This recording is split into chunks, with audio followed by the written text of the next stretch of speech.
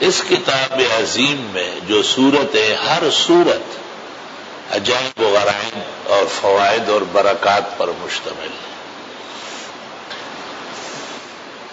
قسم قسم کے مجربات ہیں بزرگان دین کے. یہ جن لوگوں نے شروع میں محنت کی ہوتی ہے اور ان کے لیے ان کے خزانے نکل آتے ہیں، پھر ان جیسے پڑھنا ہوتا ہے. بعض لوگوں کو ایسا پڑھنا دشوار بھی ہے. احوال ہے یہ لاعلاج بیماریوں کے لیے تیر بہدف ہے، اور ایک ایسا ظالم اور فتین مفسد جس کا علاج آپ کے پاس نہ ہو اور یقیناً وہ شریعت کے خلاف ورزی کر رہا ہے، اس کا سر نیچے کرنے کے لیے اور اس کا دل نرم کرنے کے لیے، اور اس سے زیادہ بھی اگر وہ سزا کا مستحق ہو تو اسے دلانے کے لیے یہ صورت نہایت ہی اکسیر ہے.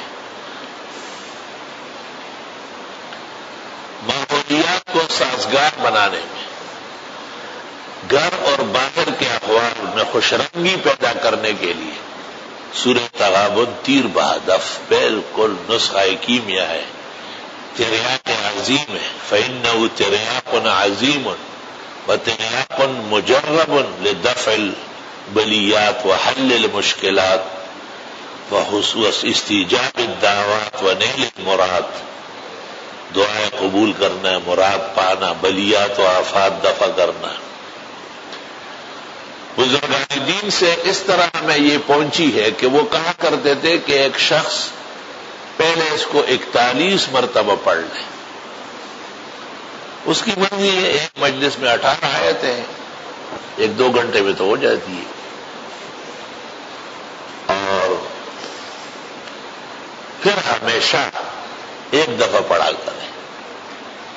کہتے ہیں قبل الفجر جیسے یاقوت اور مرجان ہے، عند الصباح جیسے ذهب اور فضہ ہے، سونا اور چاندی ہے. طاقت توانائی اس کی بڑھتی ہے جس قدر سویرے پڑھ لی جائے. اللہ اکبر و کبیرہ دن میں کسی وقت بھی پڑھی جا سکتی ہے، لیکن وہ فوائد دیر سے ظاہر ہوں گے. مسافر شب سے اٹھتا ہے جو جانا دور ہوتا ہے. جن کو کام ہوتے ہیں ذمے وہ زیادہ طویل سوتے نہیں نہ غفلت کرتے ہیں. خوب خندہ پبی غمی کی رحمان اور میں بڑا پریشان ہر جتا ہونے غمجن بھی. وہ جج مجھے دیکھتے ہی ہول فول بکتا تھا، ہر روز جب بھی پیش ہوتا تھا. ایک دفعہ مجھے خواب میں کسی نے کہا کہ آپ سورۃ تغابن پڑھ کے جائیں. میں نے رات کو 41 مرتبہ پڑھ کر سو گیا. سحری میں اٹھا 41 مرتبہ پھر پڑھی، سنتوں میں بھی پڑھی اور فجر کی نماز کی پہلی رکعت میں پڑھی، دوسری میں سب بحسم ربک الاعلی پڑھی. عدالت جاتے جاتے پہنچتے پھر میں نے 41